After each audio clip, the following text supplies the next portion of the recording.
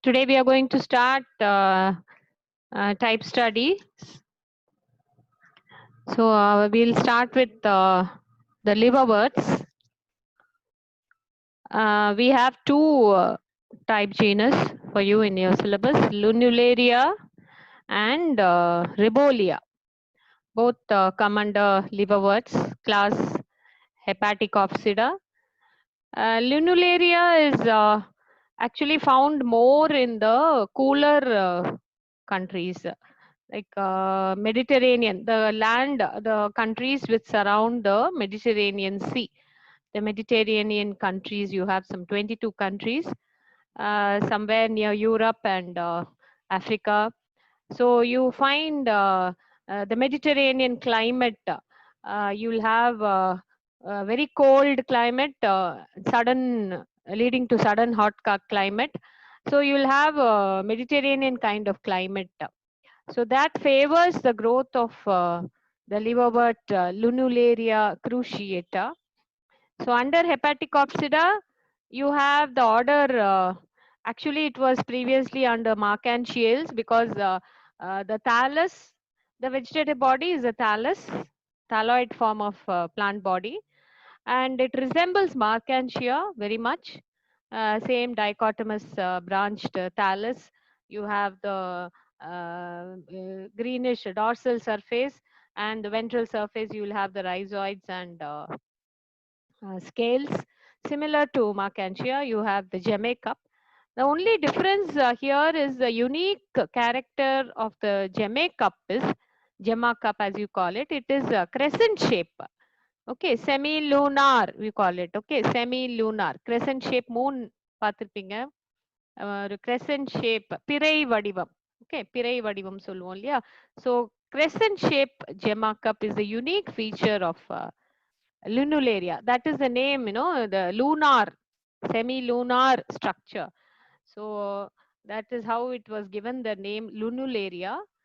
And previously it was under order Marcantiales. Now recent classification, because of some unique characters which are not found in Marcantial members, they have raised the order to Lunulariales. So it has only one order, Lunulariales, has only one type genus, Lunularia, and family Lunulariaceae, again, just one for one type genus. It's a genus is Lunularia, species is Cruciata. Cruciata, why the name comes because of the structure of the sporophyte. Okay, the development of the archegonium is in such a way that it resembles a cross. It resembles a cross, which we will see later. So each the genus has got the name from the shape of the Gemma cup, semi-lunar shape, and the species Cruciata, it's got the name from the structure of the sporophyte, the immature sporophyte. So normally this is a very common bryophyte, liverwort found in the Mediterranean region, but it is cosmopolitan. That means it occurs, it is seen in all the continents except in Antarctica. So you find it in North America, you find it in Australia, you find it in Sri Lanka, okay, Africa, South Africa, and many countries except Antarctica. In all the other continents, Asia, Australia, America, United States of America, Africa, okay, so Europe, all the other countries, this has been reported. In India also it has been reported.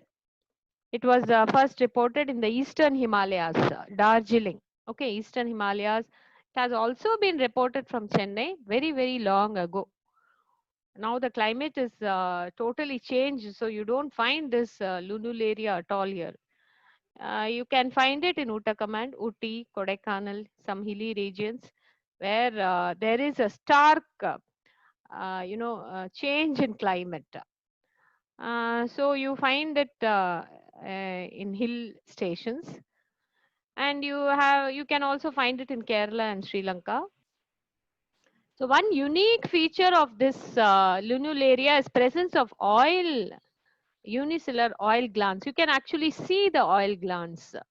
Okay, you can actually see the oil glands, which gives it a glossy appearance, a shining appearance. So it is another unique feature. Presence of semilunar and the shape of Gemma cup is one unique feature. Presence of oil glands embedded in the thallus is another unique feature of lunularia. So it's a characteristic feature of all the plants which are found in the Mediterranean region of the world. So that is why it is unique. That is why it has been under the order Lunulariales and Lunulariaceae. You can see the edges have a purplish color tinge. Okay, the notches, apical portions have purplish color tinge. This is the dorsal surface. You can see the gemma cup with lots, innumerable gemmae. Each one will give rise to a, if on a new substratum, it can give rise to a new thalloid body. So Lunularia cruciata is a large dichotomously branching thallus. It's around 30 to 60 millimeters long. Okay, 6 centimeters வரைக்கும் வளரும் and around 1.2 millimeter wide. So thallus surface is shiny, pale green, faintly lined, okay, and dotted by pores. You can see pores, துளைகள் இருக்கும். Epidermal pores will be seen on the thallus. This is another unique feature of the thallus. And each pore is, it is bound by concentric ring cells. So ஒரு வளையம் போன்ற அமைப்புல you have number of cells which form a boundary for the pore, epidermal pore. Okay, so this is another unique feature of the thallus. And you find rhizoids on the ventral surface of the thallus. You find two types of rhizoids. One is smooth walled rhizoid. You have the outer wall and the inner wall. Inner wall is smooth. In another kind of rhizoid called tuberculated rhizoid, the inner wall has invaginations. The inner wall has invaginations. உள்நீட்சிகள் இருக்கும். So it will have some invaginations you say. So it is called tuberculated rhizoid. Okay, some projections inside. The inner cell wall has some inside projections. So you have smooth walled rhizoids as well as tuberculated rhizoids. And you also find scales on the ventral side, of the thallus. And you have purplish scales on the each side of the midrib on the ventral surface of the thallus. So the gametophytic thalli are yellowish green, as I had already shown here. Okay, yellowish green in color, shiny.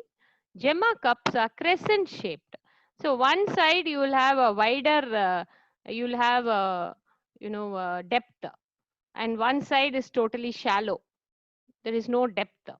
So uniform depth is not there. So it is shaped like a semi-lunar, crescent shaped, moon shaped. Okay, and margins are undulated. Undulated means wavy margin. You can see it very clearly. Margins are undulated, wavy margins. And a ventral tissue doesn't have mucilaginous cavities as you see in Marchantia, and the scales are in 2 rows. Okay, so these are some of the pictures which shows the habitat, how it grows. Okay, dichotomously branched with a notch in the middle, apical notch you call it. Okay, this is the apical notch, the growth point of the thallus. Here you can see the notch very clearly. You can see the gemma cups. Okay, this is the dorsal surface. This is the ventral surface. You can see 2 rows of scales. Okay, and you can see rhizoids around the midrib portion. Okay, these are the gemma. These are the gemma which are found inside the gemma cup. Okay, and each one has the capacity to give rise to the new thallus. And this is the structure of the epidermal pore. You can see epidermal pores all around the thallus. This is the structure of the epidermal pore. Ecology, I mean, the habitat of Lunularia, where is it, what kind of growth conditions are important? Okay, so there you can see normally it is a nutrient indicator. It functions as a nutrient indicator. It is found in moist to wet soil and alkaline. Normally in alkaline pH, it grows well in alkaline pH. Eutrophic to highly eutrophic. Eutrophic means which is rich in inorganic matter. Okay, rich in nitrates, rich in phosphates. So in soils which are eutrophic means which are rich in inorganic nutrients. So highly eutrophic. It can grow in highly eutrophic substrates also. And normally in shaded habitats you can find this Lunularia, and it is very sensitive to frost. Frost na and the பனிக்கட்டி உறைதல் அப்படின்னு சொல்லுவோம். ஃப்ராஸ்ட்னா அந்த உறை பனின்னு சொல்லுவோம் இல்லையா? It is very sensitive to frost. That means it cannot survive frost. So it should be cold, but it should not be too cold. Okay, so mostly you can see the species on banks of the river. Okay, with little fluctuation of water level. So திடீர்னு தண்ணி நிறையாவும் போகக்கூடாது, குறைவாகவும் இருக்கக்கூடாது, ஒரே அளவாக ஓட்டம் இருக்கக்கூடிய நீரோடை அப்படின்னு சொல்லுவோம் இல்லையா? ஸோ அந்த மாதிரி you find it distributed on the banks of the river, and alluvial loam soil, very fertile soil, loam covered stones. So நீரோடைக்கு அடியில இருக்கக்கூடிய சில கற்கள் இருக்கும் இல்லையா, ஸ்டோன்ஸ், அந்த அதுக்கு மேல இட் இல் grow. And concreteல கூட you can see this this particular bryophyte growing. It grows also, it grows on exposed tree roots. Okay, in logs. So நிறைய இடங்கள்ல this particular bryophyte is seen growing, and it can also be found on flowing fresh water. It is an important horticultural weed.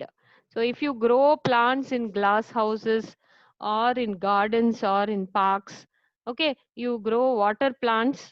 Now this particular Lunularia grows as a weed. Okay, so unwanted plant madri it will grow.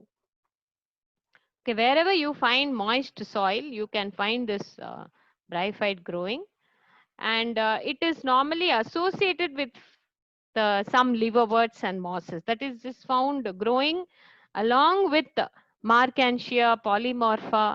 Okay, Markantia polymorpha, subspecies polymorpha. It is found growing along with Pelia. So in some of these, with when these liverworts grow, this Lunularia is found growing along with them.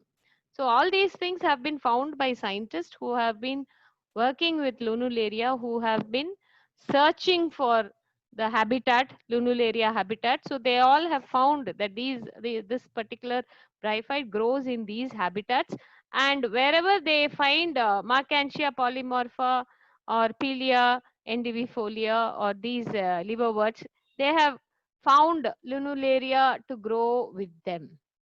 Okay, so this talks about the ecology of Lunularia cruciata. So when you want to talk about the internal structure, it's similar to Markantia. You would have studied about Markantia in your UG classes. So you have a photosynthetic layer and storage layer.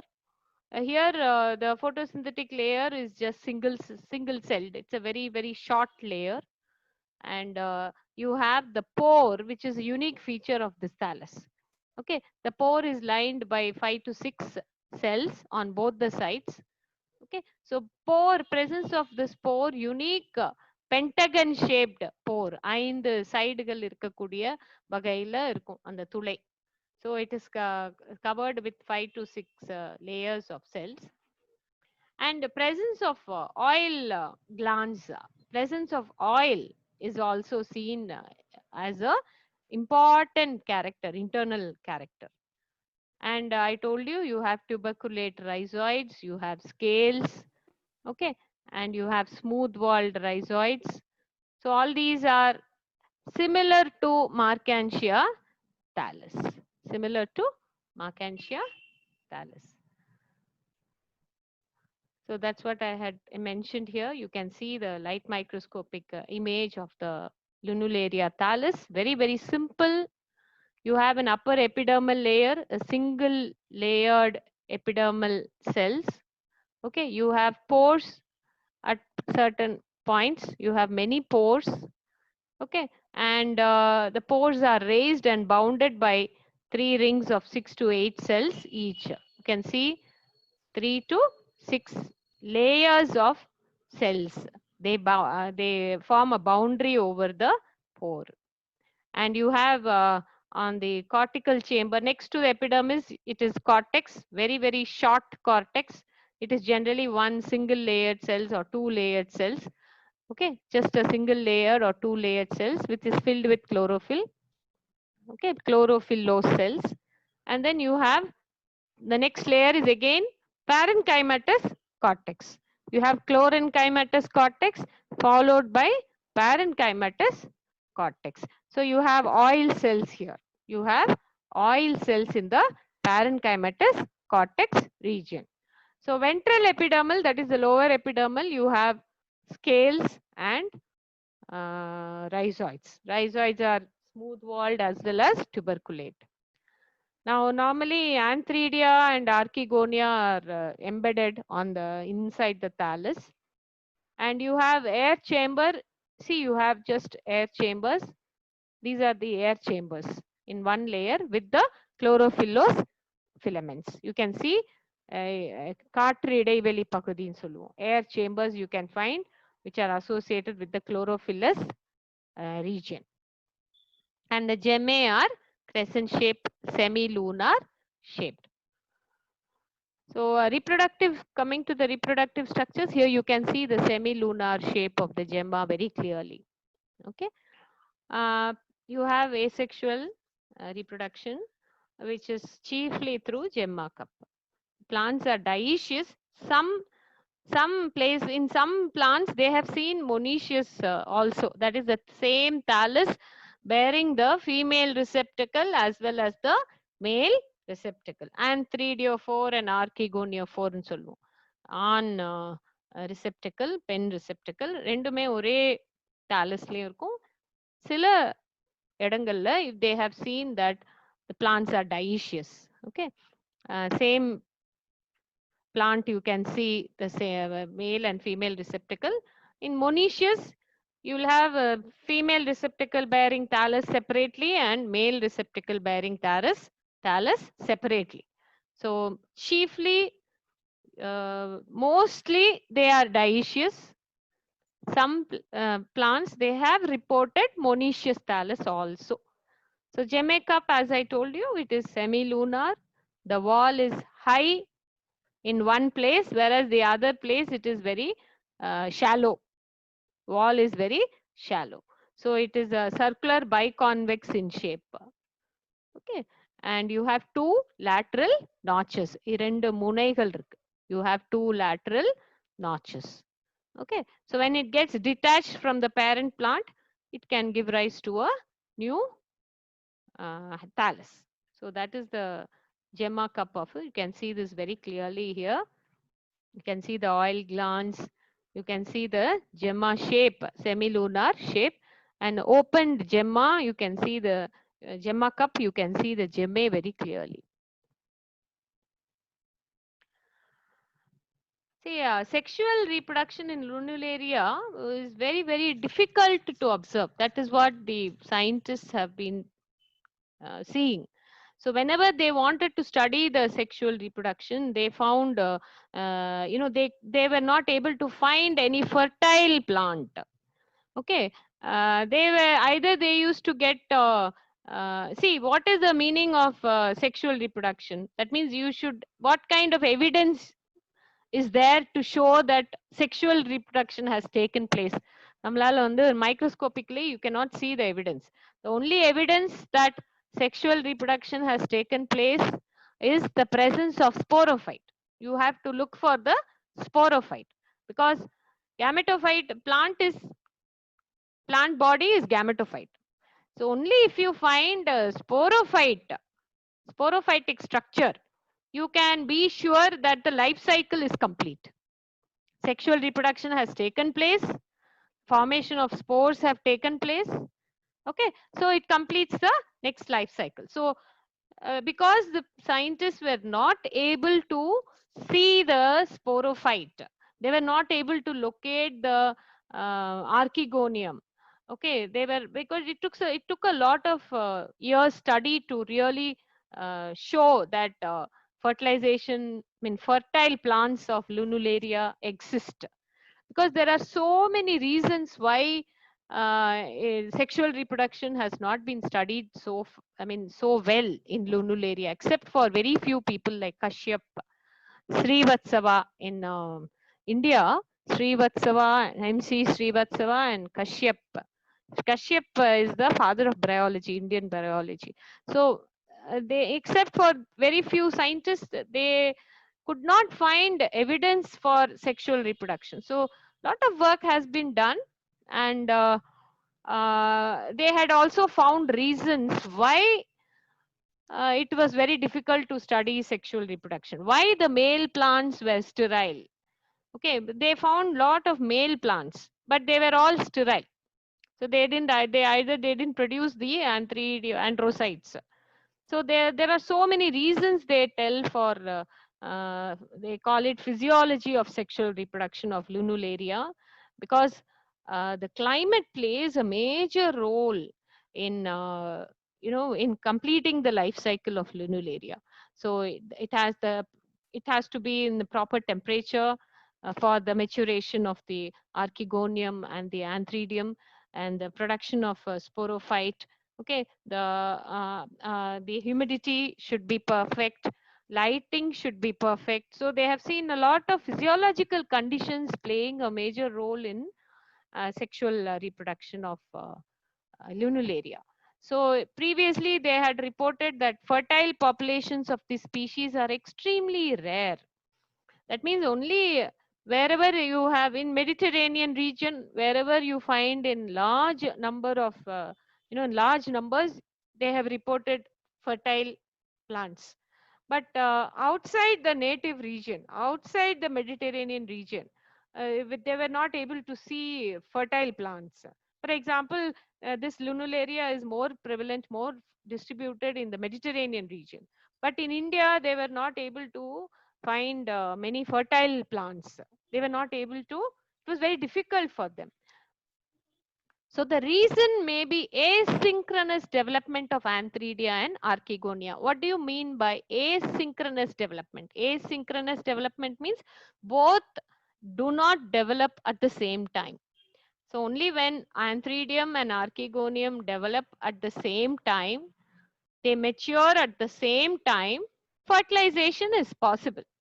Suppose the Antheridium develops and matures long before the Archegonium, then the sperms are going to go for a waste, because the archegonium is still not mature, but the sperms are mature, they become motile and they just go waste. They are not able to find a mature egg, so they just go waste. So that is why they say the reasons may be asynchronous development of Antheridia and Archegonia. That means they don't mature at the same time. They don't develop and mature at the same time, right, for sexual reproduction. So another reason why they have shown that rarity of the sporophyte development has been attributed to disjunctive distribution of female and male population. That means, see, the female plant and male plant, I told you some are monoecious. Some plants are monoecious. So female plant will be very far away from the male plant. So in that condition, it becomes very difficult for sexual reproduction to take place, because the antherozoids or the sperms have to move, and they have to find the venter, which is embedded inside the archegonium. So if they are very far away, that is what is called disjunctive distribution. Okay, they are not distributed regularly. So that could also be a reason why they were not able to see sporophyte development. So, why there is not proper distribution of this female and male population? They see that it is Anthropogenic dispersal. Anthropogenic means human dispersal. There must be some method by which the male and female plants have been separated by a distance.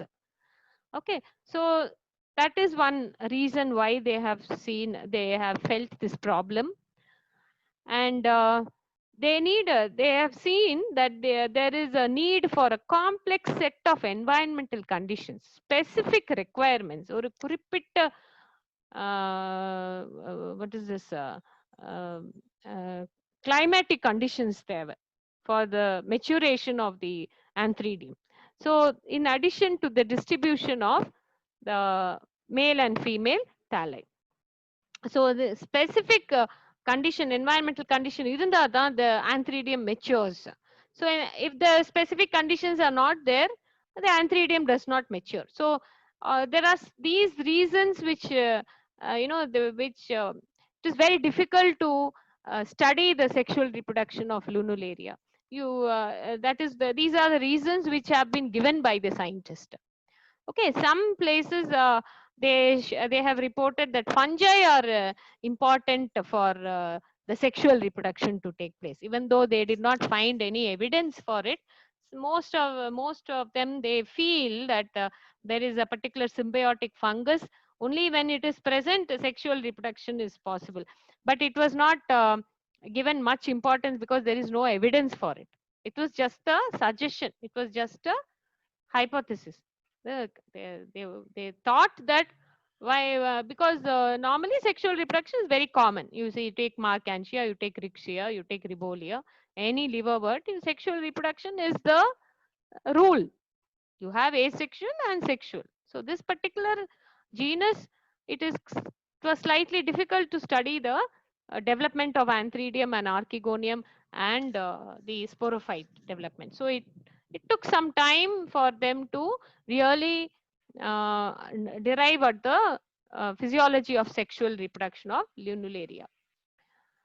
And normally in its sexual reproduction, they say that the Lunularia is functionally sterile over much of its range. So mostly they have come across only sterile plants. மலட்டு தன்மையுடைய அந்த plants தான் வந்து நிறைய தென்பட்டது, நிறைய இருந்தது. Even in the Mediterranean region, see, Mediterranean region is native of Lunularia. அங்கேயே வந்து they found they were not even though male and female organs were regularly produced, sporophyte was not seen regularly. That means some reason why the fertilization is not taking place. Only when fertilization takes place, you get the sporophyte production, you get the spore production. So, but there is some reason why, even though the male and female parts are properly produced, they are all very good, they are matured properly, still sporophyte was not seen. So some reasons which were given, there was no water in the area, because water is very much essential for fertilization in bryophytes. So sexual organs, they found some plants had some species, I mean some plants had no sexual organs, developed sexual organs. So all these factors, climatic factors, the requirement of high summer temperature is very important for sexual reproduction. Okay, so day length is another factor. Okay, the number of how long the day is. So longer day favors the sexual reproduction. So in this case, you have so many factors involved in their, in the fertilization process. So that is why they were not able to get a proper picture of the sexual reproduction in Lunularia. So they say day length, temperature, time of the year, it is seasonal. இப்போ Archegonia force will be induced only during December, March. Okay, so collections made during other months were only vegetative. So for scientists to come to a conclusion which month the Archegoniophore develops, which month the Anthridiophore develops, that itself takes a long time. Okay, so day length is important. The temperature is also very important. Okay, and the time of the year is also very important. So these are some factors which which which was the reason why sexual reproduction was not studied in great detail for a long time in Lunaria, because they couldn't see actually. They couldn't see the anthridiophore, they couldn't see the archegoniophore. So they have to do the study throughout the year. Starting from January, they have to study till December. அப்பதான் வந்து they can find out which month it is developing, which month it is maturing, which month it is shedding the sperms. So it was very difficult for the scientists. So I'm telling this because sexual reproduction is very what to say, very minimally studied in Lunularia. That's what I wanted to mention. But still, the studies were done. People have found out the anthridiophore and archegoniophore. Sporophyte has been well studied now.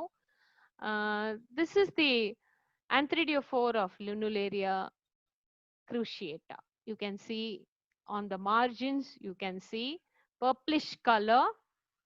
Okay, you can see purplish receptacles are developed over the notches. Wherever you have the apical notch, I've told you, no, wherever there is apical notch, you can see purplish, deep purplish color anthridial receptacles, anthridiophores we call it. Okay, it is found over the dorsal surface. Okay, and then you can see when you remove the receptacle, after, if you want to, it will be covered by a thin epidermis. Okay, it will be covered by a thin epidermal layer. If you remove the epidermal layer, you can see ellipsoidal white anthridia. You can see ellipsoidal white colored anthridia arranged in 2 rows. They have seen it. They, in the light microscope also, they were able to see. The anthridia were found to be immersed in the receptacles containing densely packed masses of spermatozoids. So within the anthridium, you had innumerable spermatozoids. Spermatozoids, or otherwise they are also called antherozoids, or they are otherwise called sperms. They're biflagellated sperms. I had already discussed the structure of the antherozoids when I was talking about the general characters. So you have these are the anthridiophores. So after the development of anthridiophores, the same plant can have archegoniophores also, nipple shaped archegoniophores, whitish colored nipple shaped archegoniophores were developed along the notches. These are the notches. Okay, apical notches. You can see the archegoniophore. Later, many thalli with conspicuous white, scaly, nipple-shaped archegonial receptacles. So in some plants, you can see anthridial receptacle and archegonial receptacle in the same thallus. In the same thallus. So first anthridial receptacles are formed. Then later on, archegonial receptacles are formed. In some, you can see both in one plant itself. In some, there is a distribution. Anthridial receptacle in one plant, archegonial receptacle in another plant. So they have seen mature archegonia develop laterally at the base of a column. So you can see these are the mature archegonia. These are the mature archegonia. They have a stalk-like column. Okay, they raised stalk-like column where you can see the 4 mature archegonia. Okay, and they have studied in each month what is the development. So in the summer, during the summer, the herbaceous plants developed between the thalli became very dominant. So in the first week of July, they saw the presence of sporophytes. That is, for example, not in the first week of July, on the last week of July and August, they found sporophytes. They could detect sporophytes at all stages of development. So sporophytes are normally detected on the undersurface of the archegonia, on the undersurface of the archegonia normally. So that is what is given here. So when we have discussed the life cycle of bryophytes, how the archegonia gets, the egg inside the archegonia gets fertilized and the egg develops into a zygote, and then the zygote develops into a sporophyte. So inside the archegonium only the sporophyte is embedded. They have a foot, seta and capsule. All that you can we have seen in the general characters. So after maturation, 1 to 3 sporophytes become apically exposed. Okay, from each of the 4 finger-like arms. So this is why it is called cruciata.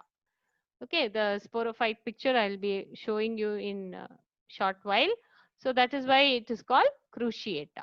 So on the undersurface of the archegoniophore, you have 3 to 4 sporophytes developing.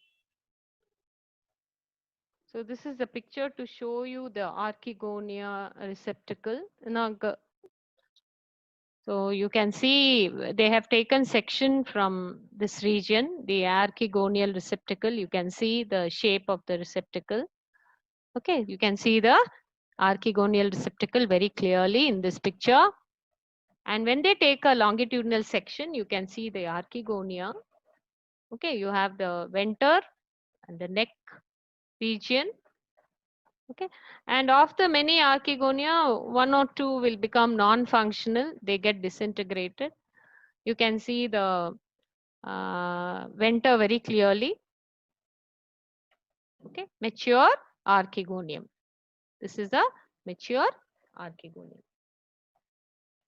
So when they have taken the sections of the antheridial receptacle on the upper surface of the thallus, they see the antheridiophore showing the antheridia. This is similar to what you saw in Markantia. The upper chambers of the thallus show the immature to mature antheridium. Okay, it is just below the photosynthetic chambers, just below the chlorophyll containing cells. You can see the air chambers on the thallus, upper surface of the thallus.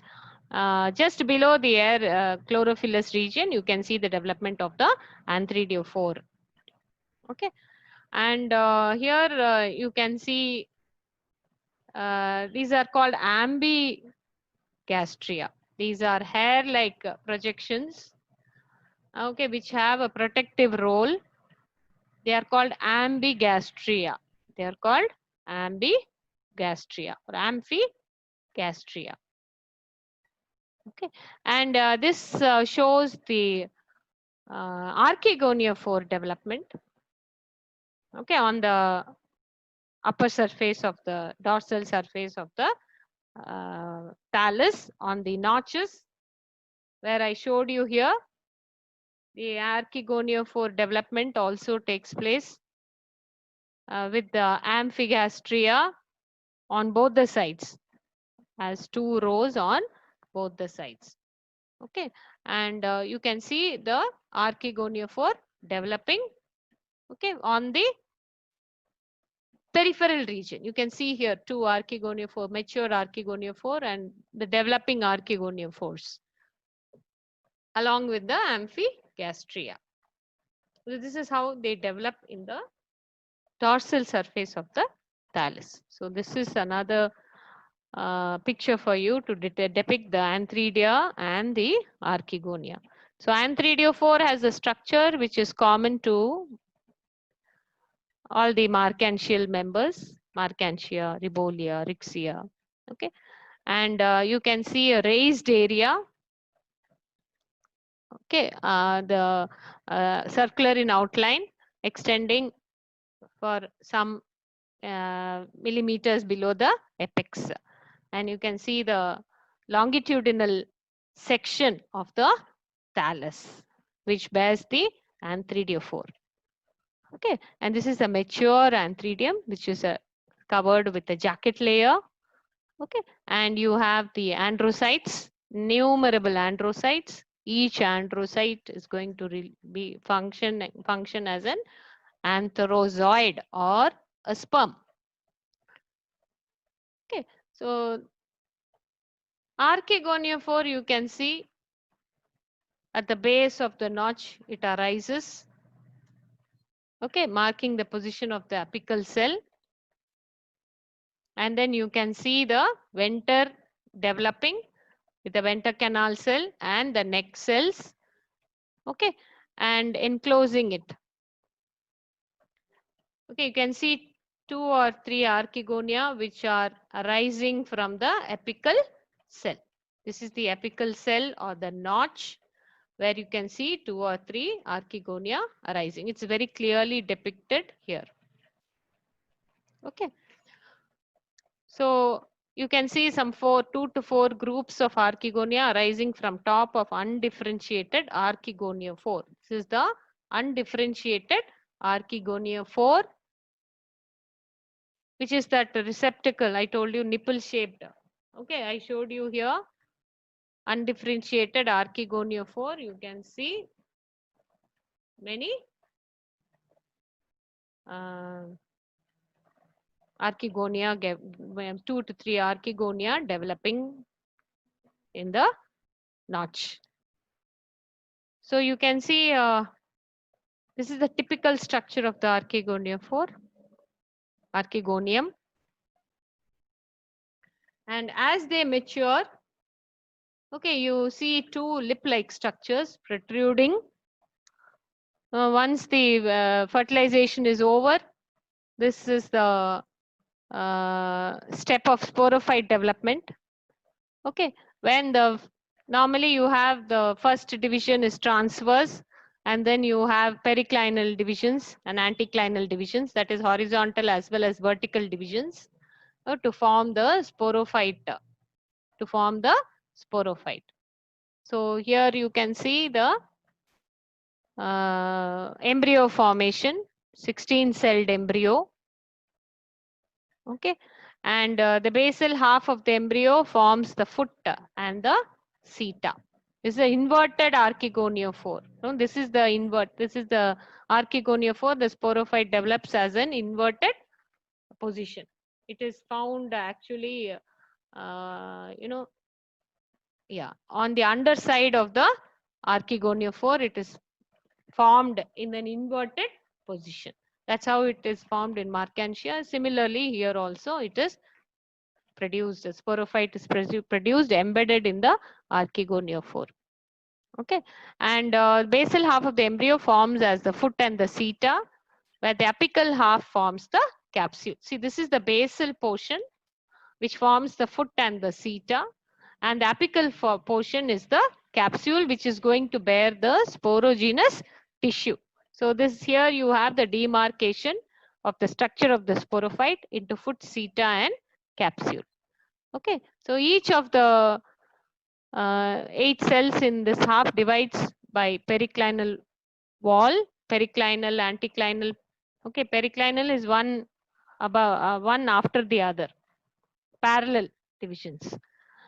So you see the sterile region, 4 cells, sterile cells, and 4 cells forming the archisporium.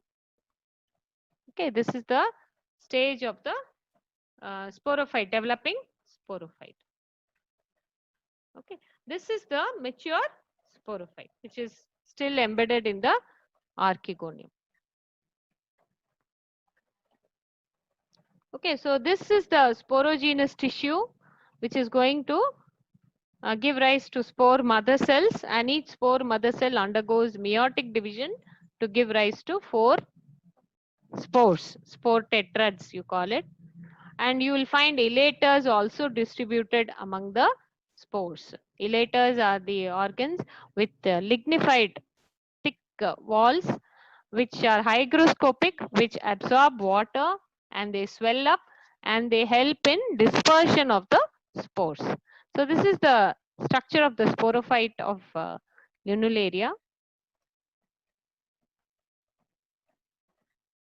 And this is how they are found on the arranged on the undersurface of the archegonia 4. So this is the archegonia 4.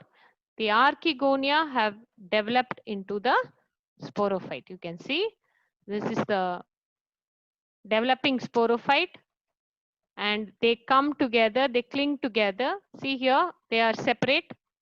The archegonia 4 and sporophyte after elongation of the stalk. The stalk elongates. See, the stalk before it is very short. After that it elongates. Okay, the stalk elongates and you have coming together of the sporophyte. They come very near each other when they are matured. You can see in this picture.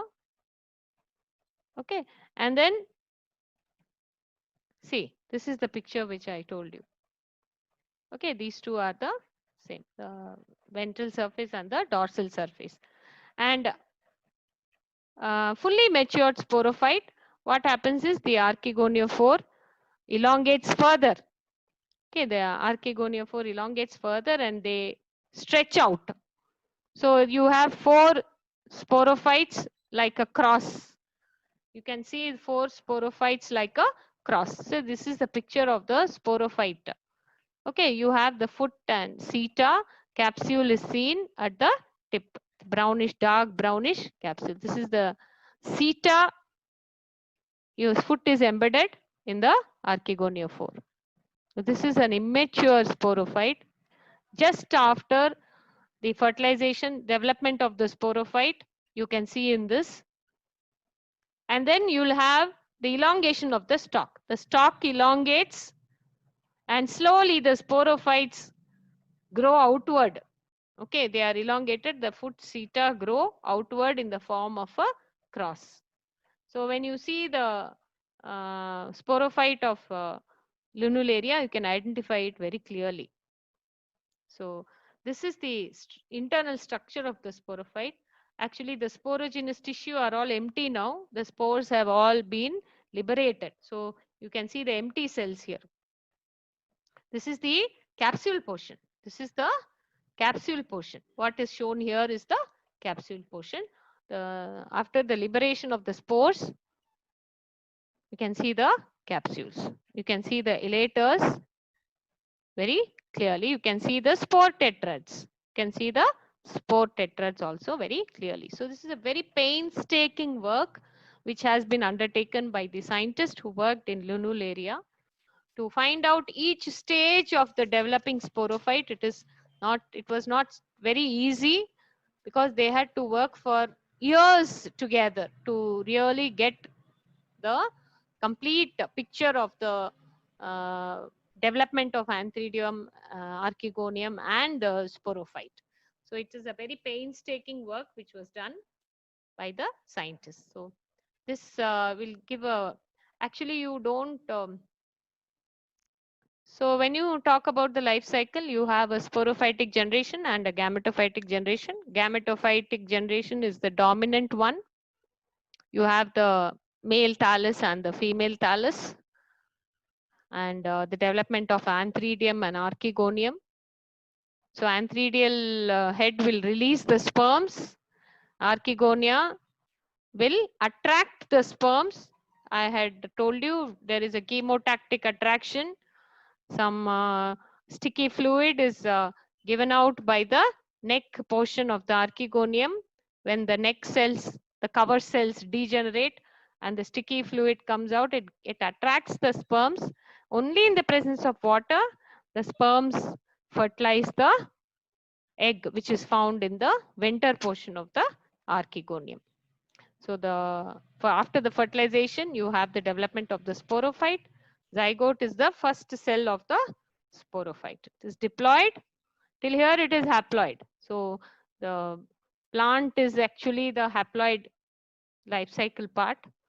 The Anthridiophore is haploid, Archegoniophore is haploid. Everything is, all the gametes are haploid. And once the fertilization is over, formation of zygote is the first sporophytic cell, which is diploid, and it develops into the embryo and later into the young sporophyte with the sporogenous tissue. Okay, and it give rise to capsule and differentiates into seta and foot. Foot is not seen outside, it is embedded in the archegoniophore, archegonium. Seta and the capsule. Inside the capsule, you have sporogenous tissue. Each sporogenous tissue undergoes meiotic division to give rise to haploid spores. And elaters are also present in the capsule. They help in the dehiscence of the capsule. So once the capsule gets dehisced, once the spores are dispersed, Again, spores are again haploid. They either give rise to the male thallus or they give rise to the female thallus after germination. So this is the chiefly the life cycle of any liverwort. Only difference is the structure of the there is some differences in the structure of the sporophyte and the gametophyte. Slight differences will be there. Otherwise, this is the life cycle of any liverwort that you study.